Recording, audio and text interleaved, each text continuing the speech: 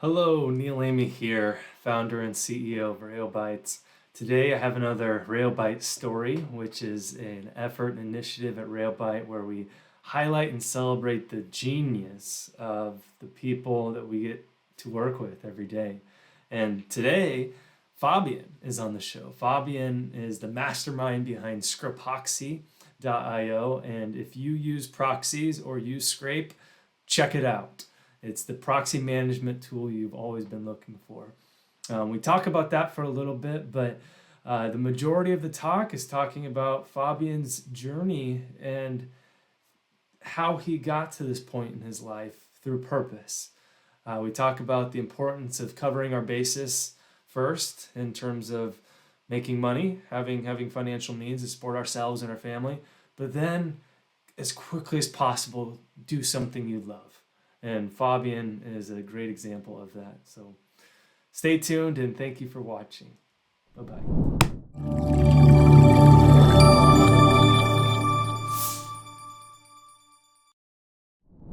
Hello, everybody. Welcome to another Rayobyte story.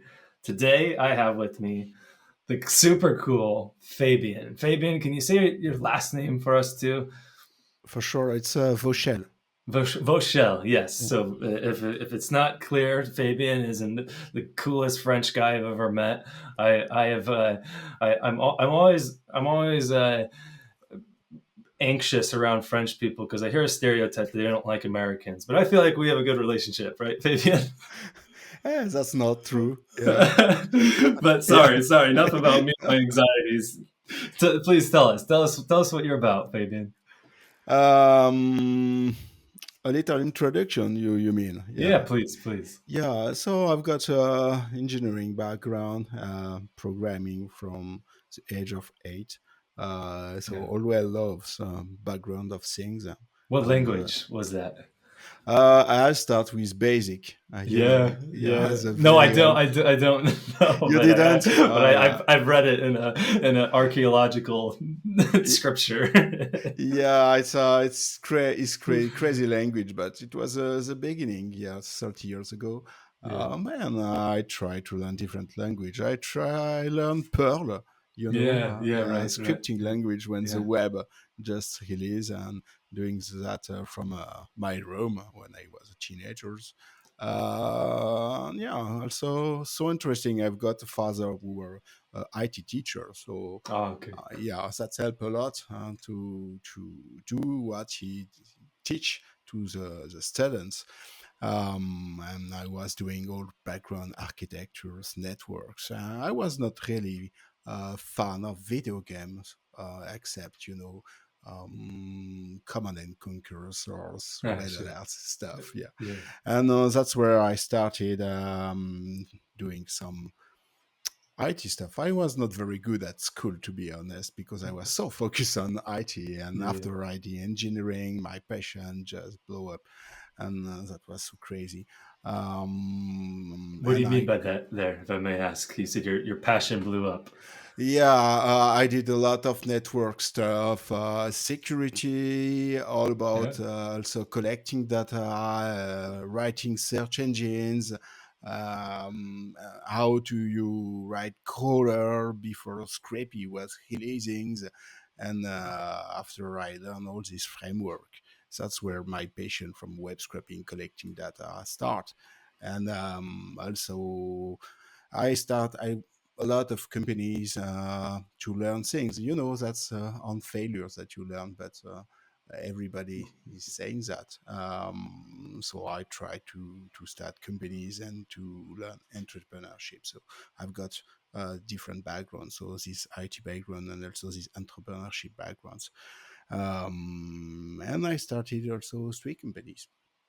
You Not started very three companies. Yeah, not Uh-huh. very successful as you. I'm Uh, really fun on what you're I, doing. I I read otherwise. I did some digging on you, so please, I want Oh, to hear your side of the story first.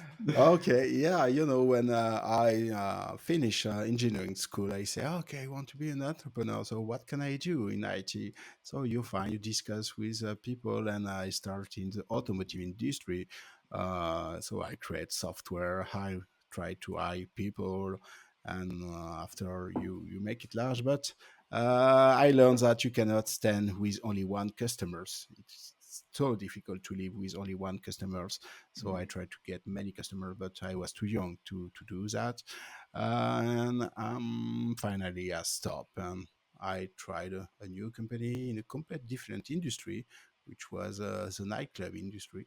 Oh, Yeah, what? What? Hold on. What?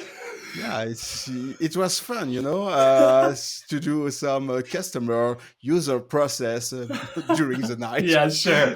User surveys. You at the front with the DJ. Yeah, the goal of the software was to book some place in a nightclub, and for people who want to spend a lot of money on bottles, tables, and like that. Yeah. So it didn't long last, but it was so fun.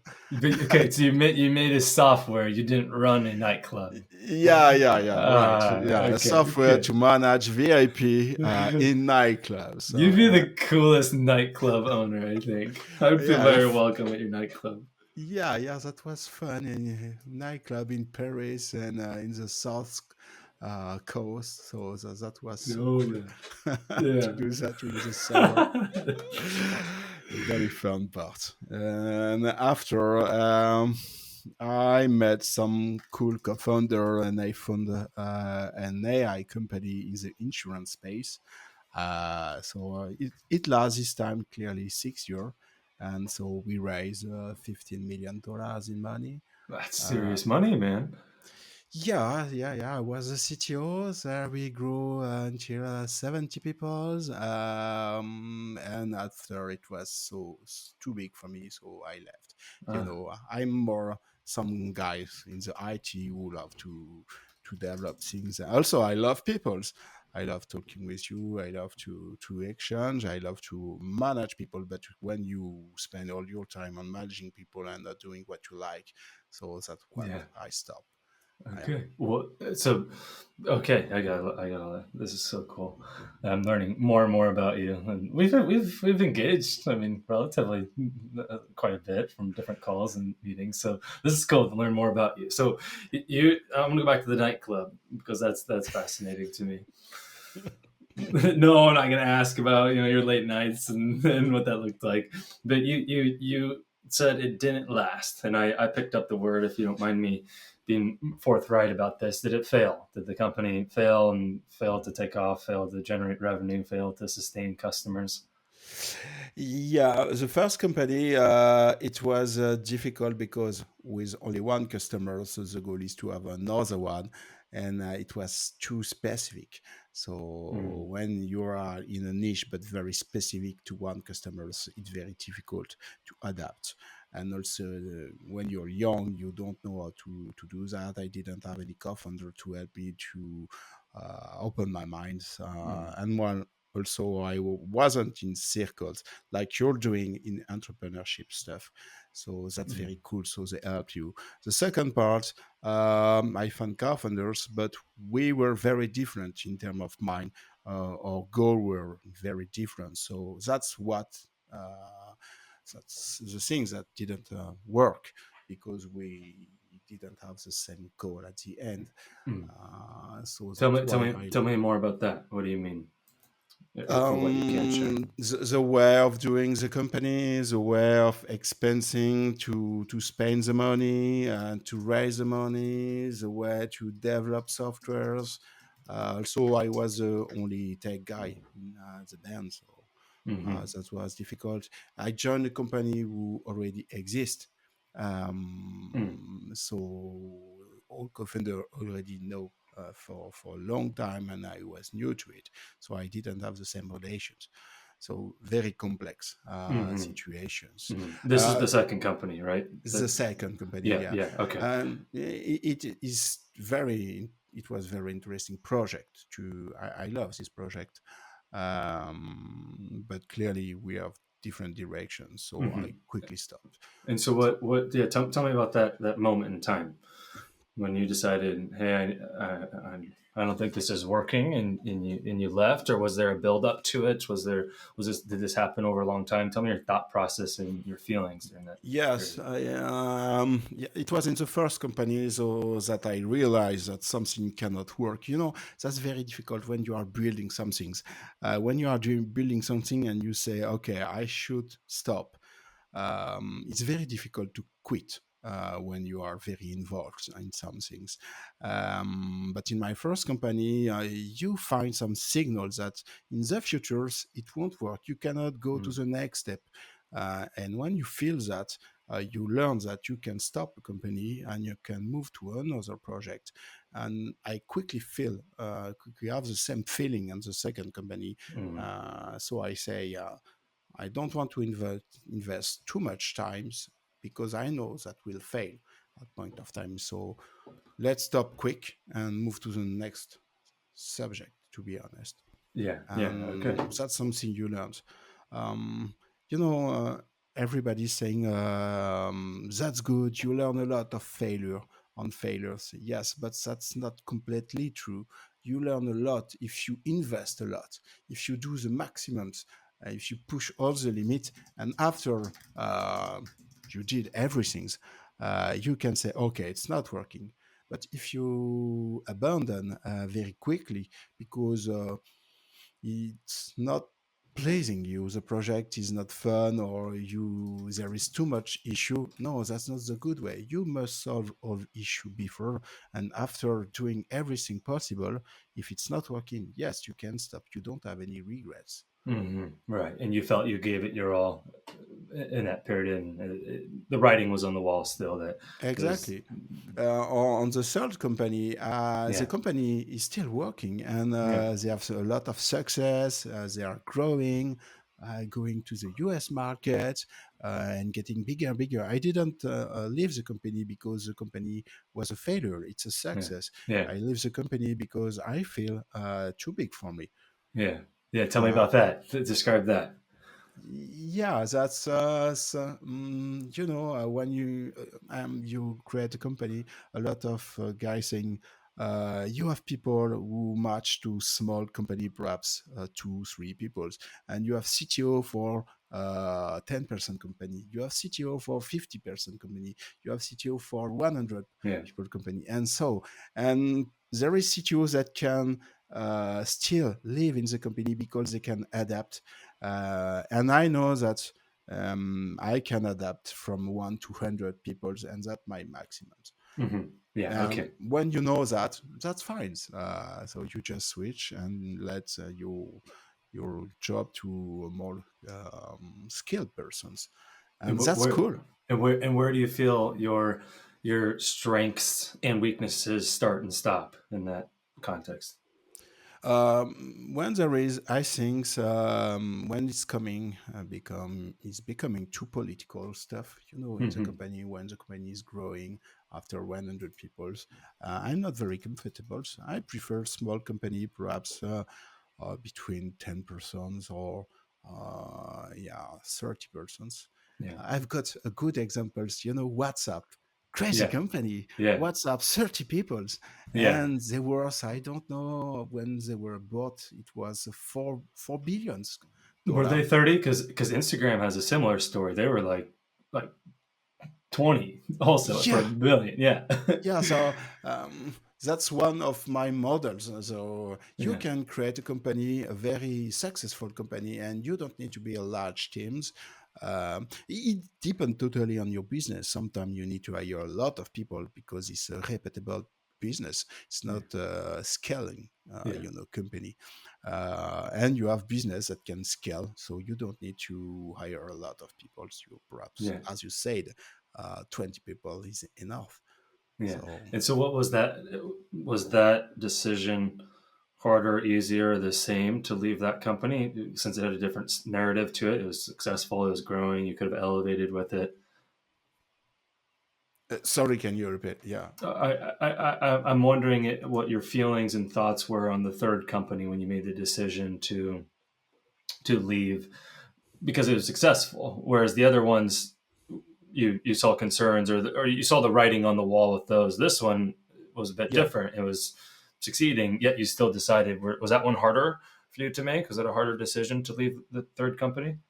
Yes, it's always hard because when you spend a lot of time in a company, the first and the last, I spent 6 years on this Hmm. company, so it's a lot of investment.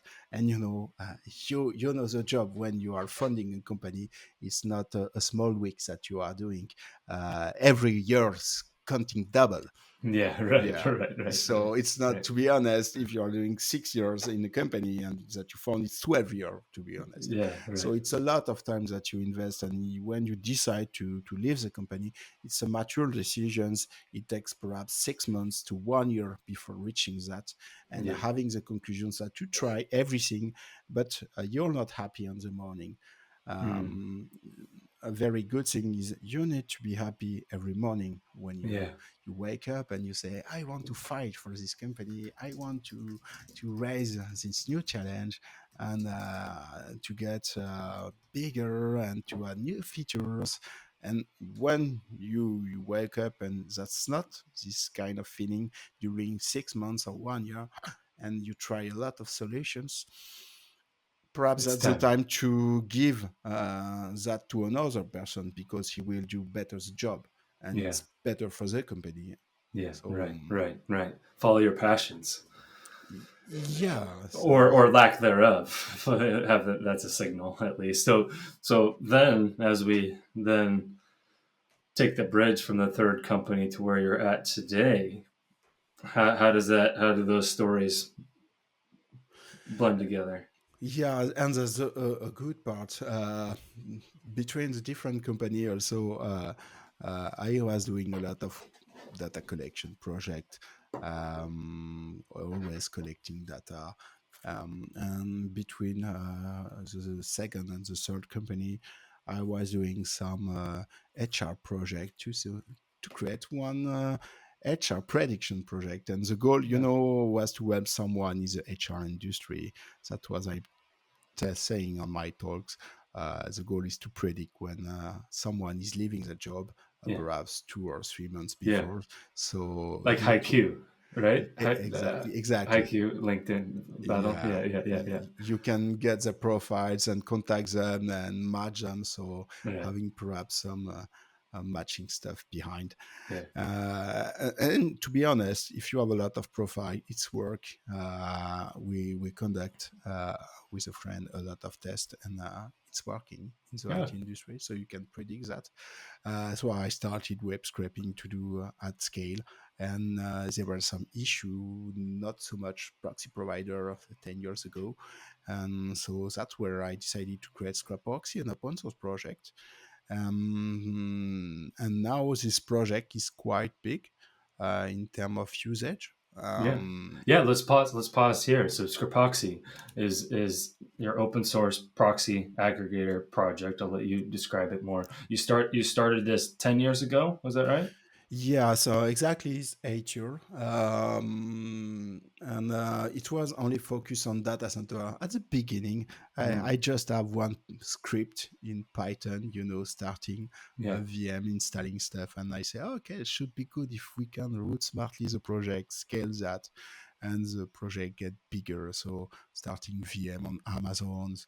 I add also provider like DigitalOcean, OVH, French one, and so it creates private proxy pools. And a lot of companies start to use that. People start to make pull requests, so you have to manage a pull request to mm, correct that, to discuss with users. It was so fun. yeah, So yeah, and that's very interesting to do open source. And the beauty of open source is on your day, you're using a lot of open source tool. If you yeah. are using Linux, you're using open Yeah, source. I'm not ashamedly. So Uh, sorry. Sorry, I but know this is gonna be perhaps a you're tech using. audience, so don't judge me, everybody. No, I'm not judging, but you surely use other software which Yeah, can yeah, be open source, of course, yeah, Firefox or whatever. yeah, yeah, yeah, Uh, and so the goal is when you're using a lot of open source, and also to contribute to this community yeah, and to create software for that. yeah. So yeah, that's the cool part.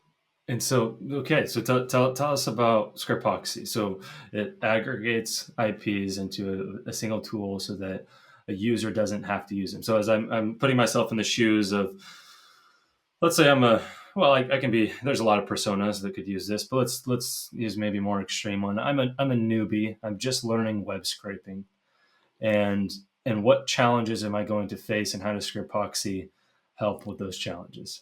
So far, that's not true. You're not a newbie. You know me, but I think I Taught am. you. I don't know. I'm sure you probably know the meme Yeah, right. about no about Stack Overflow developers. Like there's like developers who like only really Yeah. know how to program because now I consider myself proudly a ChatGPT developer. That's about the extent that I'll Ah, I'll that's write right. code today. I have no shame in that because it's darn good. But anyway, so assume I don't know what I'm doing. What would my normal process be to go about a web scraping project, and then how would I do it if with Scripoxy's in the mix, and how does that help me? Yeah, 'cause when you start web scraping, so there is something, yeah, that you very quickly face is that you need a lot of IP address because the website will perhaps use basic anti-ban stuff like red limit. So you can do perhaps more than 100 requests on this website, and after you're banned. So you need to get more IP address, and so you start to look for plugin for scrapy framework or other scraping stuff, or perhaps you just write your own script. So you find a lot of public IP lists on internet Hmm. that what people is doing. You add that, but you realize that on this list, 99% of IP address are not working. So that's very difficult. Also, you need to use tools to check if their IP is valid and so on. Mm-hmm. That's also Scrapoxy what bring you. It will test all IP address and just select for you the free and available IP address.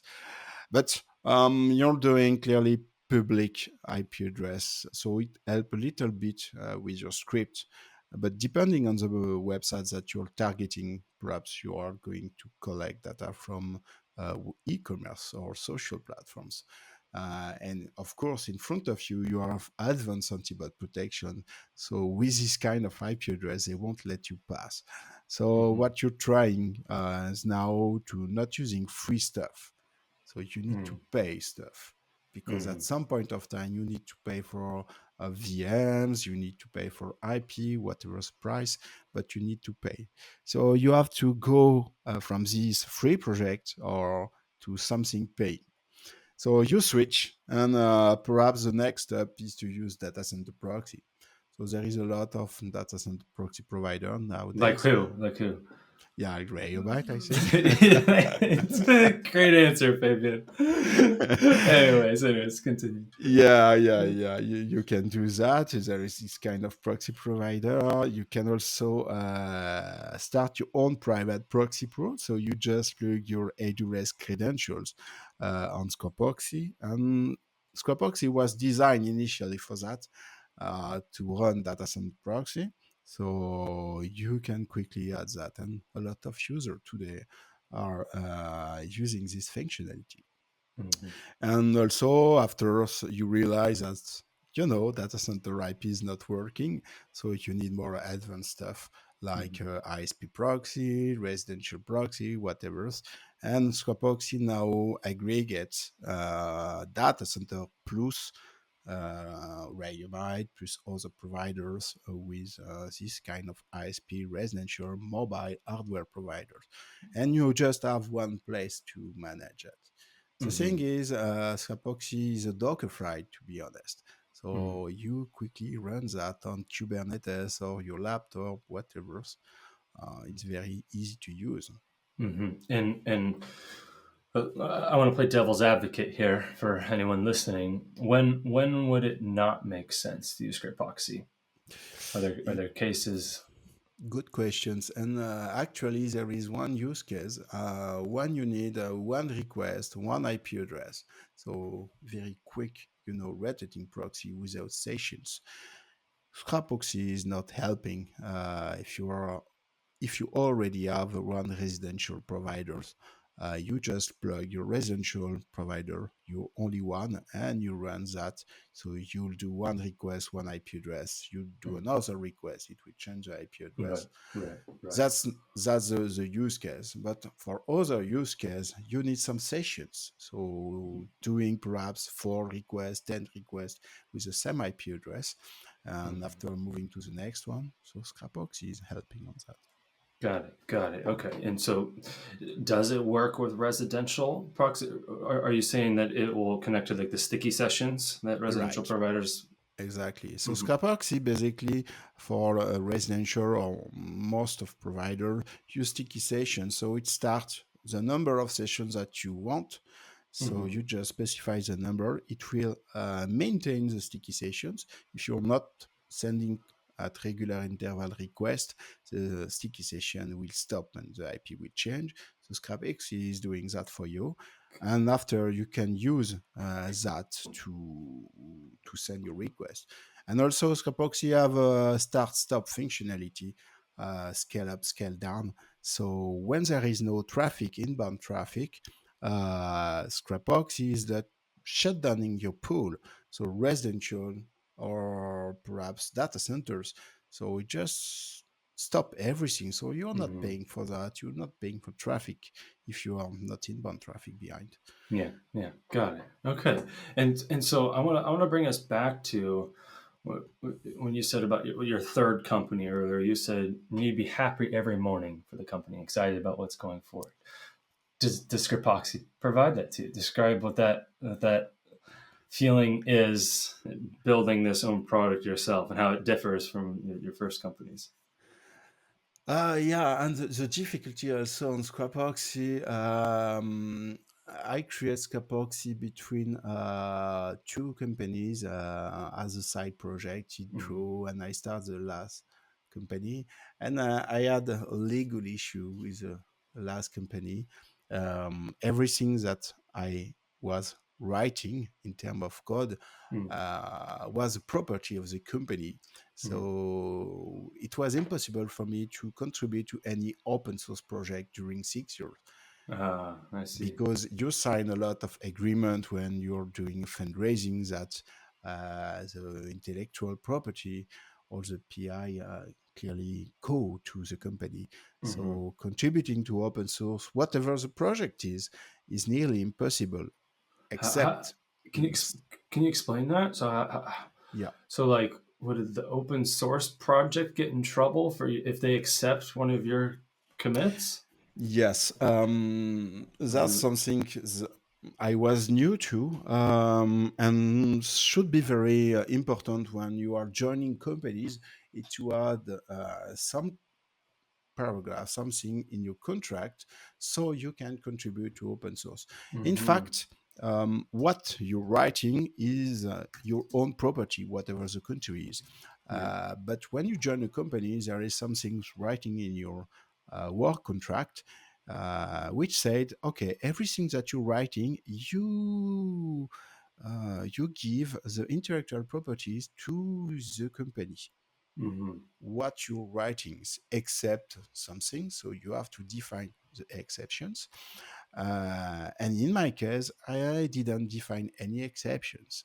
Mm-hmm. So when you are contributing on GitHub to whatever project, most of the time, the open source project requires that everything that you're writing uh, should be given to this open Right. source project. It's normal. You are making pull request Right. to this project. You give your work to the open source community, and it falls under the license of the open source project, which can be MIT, Apache, Uh-huh. Apache's, to whatever.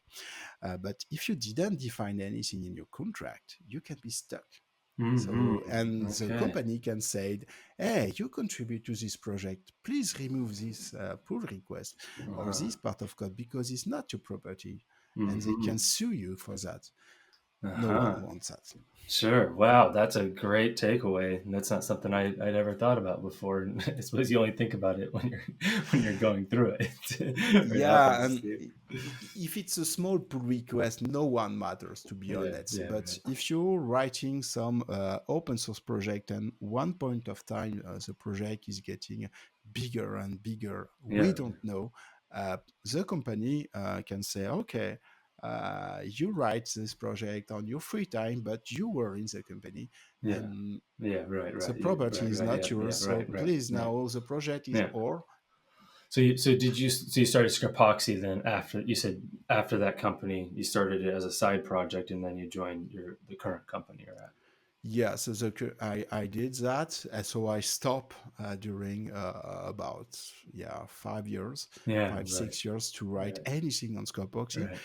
But you see, a user wanted support, wanted a lot of things. So Yeah, they fork the project, they make pull requests internally and yeah, modify the project. So I've got a lot of fork on the project crazy yeah. during these years. Oh, good. And now I'm focused 100% of my time on that. Yeah. So tell me what excites you. Now, I'm putting some pieces together. You said when companies get too big, that's where you kind of you get disinterested, political.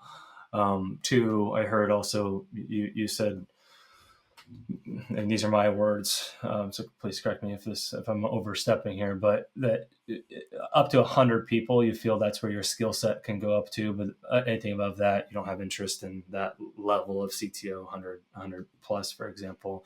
And then you brought up that point about you need to be happy every morning, and that you want to be like I heard the word inventor sticking out to me, but entrepreneur, Yeah. inventor. So how did that come to be? Have you? I'm pulling back to you. So you learn basic programming at 8, and until now, has that been a theme, like a regular theme of your life? This curiosity, this entrepreneurial spirit. You said, did I hear you right? That you said your dad was a professor.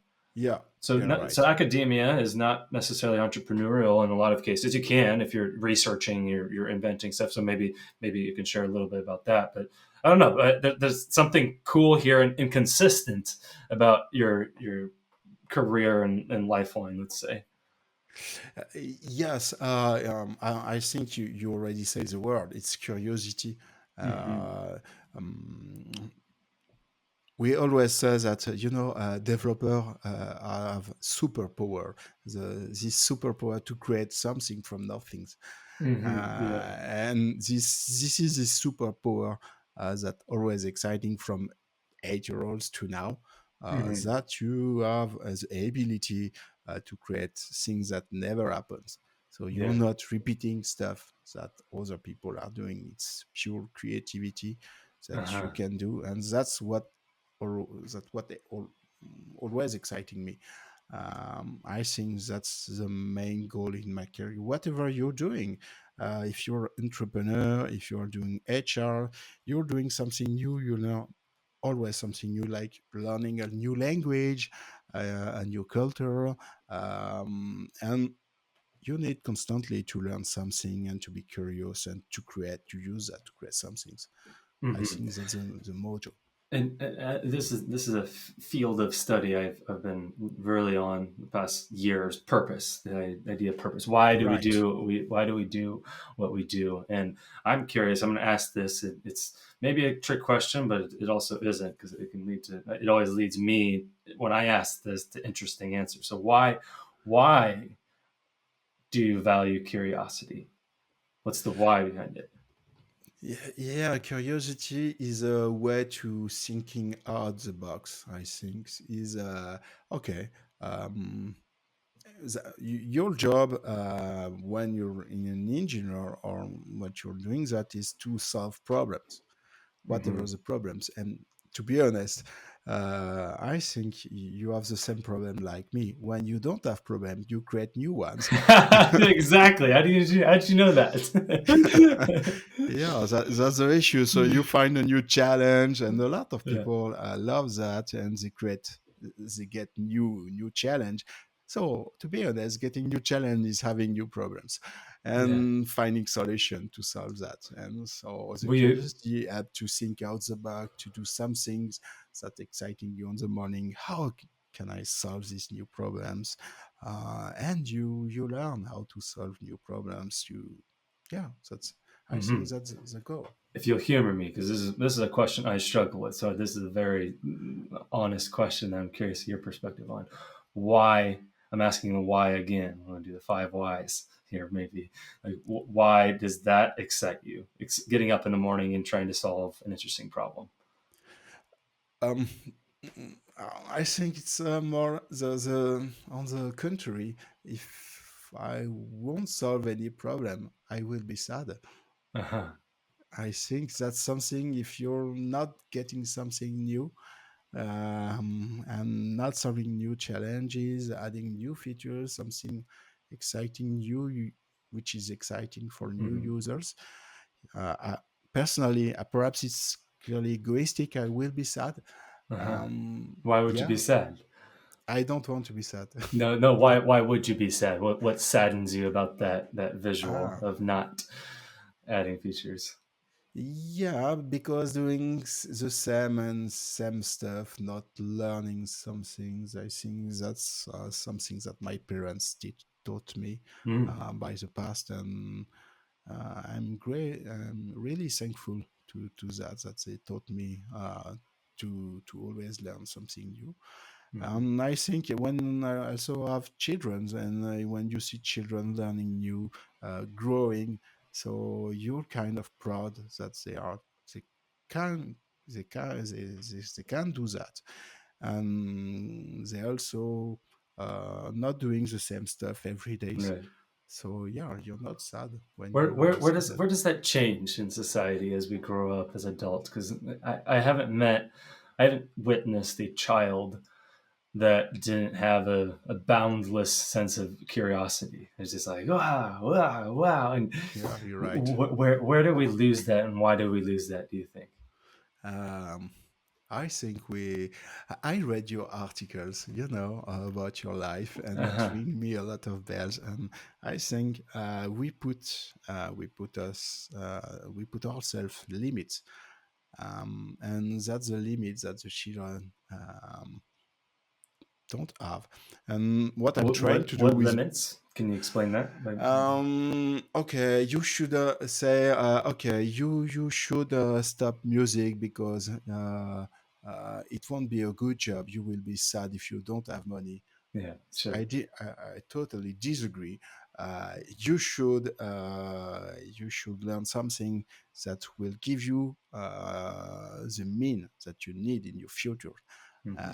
If you don't need to a lot of things and you're happy playing music, and perhaps it will be very hard, but if you are passionate, you will have a successful life as a musician. Yeah. Yeah, that can be true. If you are doing something, parents pushing, okay, you should work in a bank or in an Hmm. insurance. um, Perhaps that's not something that you want to do every day. Going behind a desk looking at numbers, there is people who love that, but perhaps it's not so interesting for other people. So Yeah. don't push your children because they will get money, they will have a job, and that's the thing that society is changing now. Can I offer what I suspect to be an opposing view at this moment? For a lot of people, they would say, "Yeah, that all sounds nice, but I need to pay for my rent. I need to pay for my food. I can't." Musicians most of the time don't make enough. Most novice, amateur musicians don't. How do you respond to that? Yeah, that's a good answer. That's why I said you must find a job that fulfill your need, and Hmm. on your need there is I need to eat, I need to pay my rent, I need to do that. So you must fulfill this part. After, you can do whatever you want, Hmm. but perhaps it will take your whole time to pay you for paying your rent, Yeah. and you will find a job that you're not happy with. That's life, to be Yeah. honest. But if you have the opportunity to not doing that, please not listen others say you shouldn't do that. That's where the limit come from. Yeah. And when you're an entrepreneur, a lot of people say you won't be successful. It will fail. Mm. Yeah. Yes, it will fail, but that's how I'm learning. Yeah. And and perhaps at a point of time, in 10 years, I will be more happy than you. Yeah, right. And staying in the area of comfort, what a lot of people do, that stepping out and risking failure is a lot scarier than just staying in our lane. And Exactly. right, Yeah. right. Yeah. Which is, I Yes. mean, which ties into your story about your career, how you kept Yeah. jumping, you felt it, you moved, you felt it, you moved, and you're now, progressing in your life. Then maybe some people may be at this a company 2 or company 3 are still there, and maybe only moderately happy there because they've stayed in that lane. Yes. Yes. Exactly. Yeah. Um, I'm inspired to. I'm hearing you say meet your means, of course, and then as much as you can, ideally those match your means and your job match, where your passion and your means match, Yeah. and you're doing one and the same.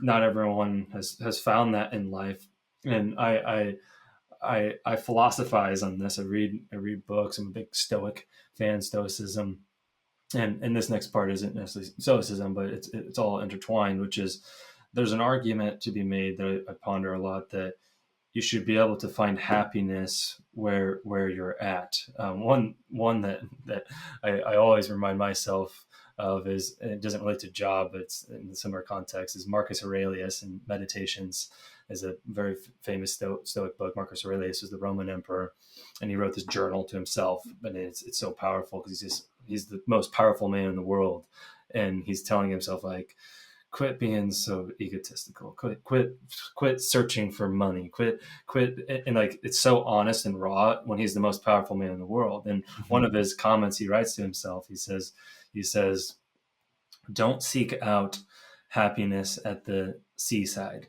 find happiness from within. And he was writing this at a period of time when he's fighting in the northern wars that Rome was Mhm. fighting in, like in the area of Russia, snow, cold. And he was beating it. He's like, oh, this sucks. And the emperor, I could be at the sea, I could be enjoying this, but no, actually, happiness is from within. I can just enjoy it and find Exactly. that. And I apply this same to jobs and passion and purpose, or at least I ponder it, because Martin Luther King Jr. also said, he has a famous speech. It's called, I think if you just search like street sweeper speech from Martin Luther King Jr. And he says, if it calls your lot to be a street sweeper, be the best street sweeper that has ever been. When people walk by your streets, they will cry out and say, here lies a great street sweeper who did his job well. And I piece all this together, and I always get inspired to say, is going to another job, another Mhm. role, another project, uh, seeking the seaside, let's say, the Marcus Aurelius seeking the seaside. I'm really curious what you think about No, that perspective. Can yeah. someone in their current job, who may be listening here, find happiness at their current job and find meaning in it?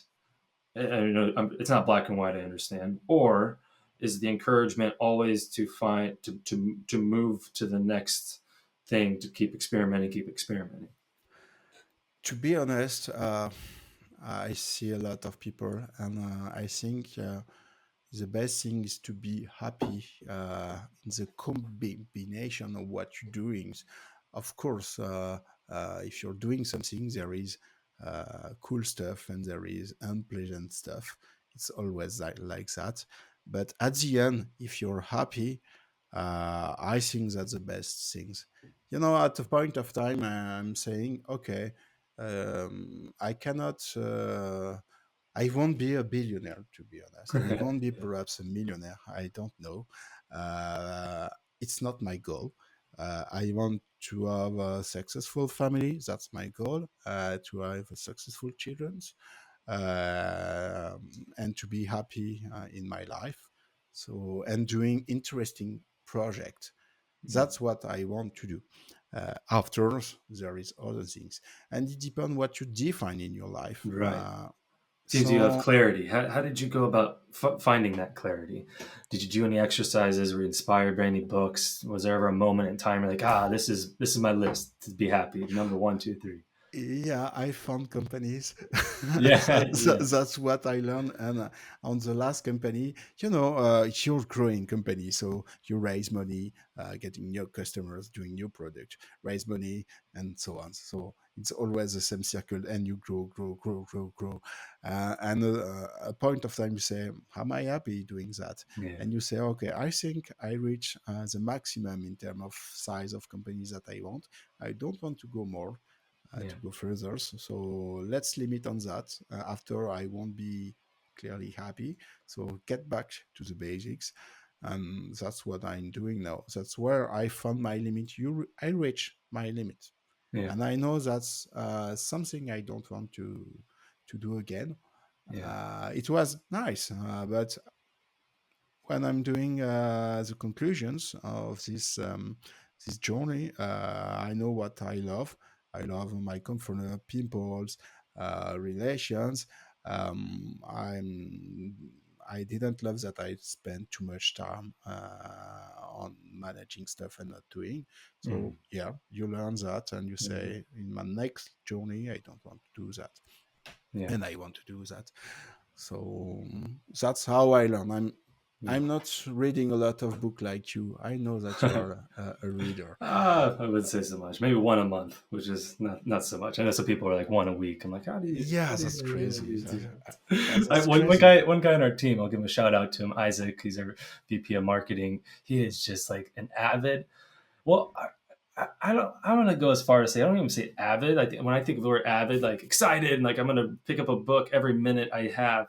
And sorry, Isaac, for speaking maybe out of turn here, but what impresses me is he can read so fast and absorb. Yes. He just got back from a week vacation last week, and we were talking about it yesterday. And I said, "So what'd you do?" He's like, "Oh, I got some time to catch up on some books." I'm like, "Oh yeah," and he's like, "Yeah, I read 3 books," and I'm like, "3 books in a week." Are you Yeah. kidding me? And I love that. I love that the knowledge that the world has to offer. Yeah, and the way of people is doing that so fast, and yeah, it's clearly a very nice skill. I Yeah. admire. Yeah, yeah, yeah. Anyways, I digress. Well, Fabian. Sorry, I always say Fabian. I've learned. Welcome. I live in the Netherlands now, and so like we would say Fabian in the U.S., but now like with the Dutch language, I've learned that. So Yeah. Fabian, Are you learning a little bit of Dutch? in here in 2 weeks I started a really intense course that's Ooh. 6 hours a week of studying, and then probably another 3 4 5 hours of, or sorry, 6 hours of classes and then another 3 4 5 hours of studying. So Well ask me done. that in about 6 weeks. It's 5 weeks, so it's 5 weeks long, and Okay. it's 2 hours, 2 hours, 2 hours every Tuesday, Thursday, and Saturday. And so in 6 weeks, ask me again, and I'll do my best to speak Dutch. But you did great speaking your Dutch intro at the Utrecht conference. Thibaut helped me a lot. Yeah, yeah, right. Yeah, I'm not a good speaker in Dutch. Yeah, yeah. Well, cool, Fabian. Well, thanks for your time. What's next on your list? I'm curious. I mean, as we wrap down, is it Scrapoxy, and that's the horizon? Yes, that's growing Scrapoxy, make it more professional, and adding more big feature for company, and clearly engaging more and more users. The great thing with users, they give you a lot of feedback. Yeah, right. Now I'm working with one user. He's making a lot of pull requests. So I'm so excited Oh, what the work cool. is doing, and he's opening things on Scrapoxy that I Yeah. didn't see. So yeah, that's so exciting. Cool, cool. Okay, well, thanks for your time, Fabian. Thank you. Where can people find you? What's Scrapoxy's website? What's your contact? So you just write Scrapoxy on Google, and you will have the website. There is a GitHub, a Show Discord. your logo there. Yeah, I'm Yeah, showing the yeah. logo, There it is, so Scrapoxy. hitting the word.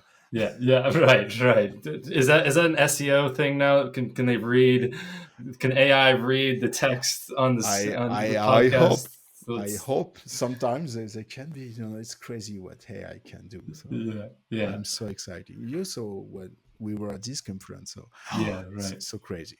Right. Well, okay. Well, thanks so much. So Scrapoxy on Google, and then LinkedIn, Yeah, Fabien Vauchelles? Vauchelles. Yeah, Vauchelles. you're right. Vauchelles. Thank you, Okay. Neil. Okay. Thanks a Thanks so lot for much, this Fabien. interview. Yeah. Appreciate you.